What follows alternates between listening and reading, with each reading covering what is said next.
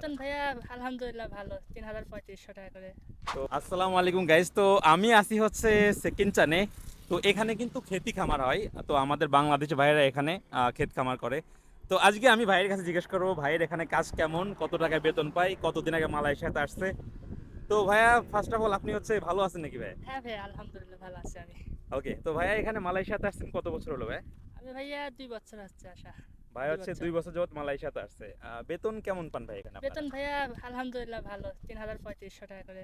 তো ভাই বলছে 3,3500 টাকা বেতন, তার মানে হচ্ছে বাংলাদেশি টাকায় যেটা কনভার্ট করলে অলমোস্ট হচ্ছে 1 লাখের মতো।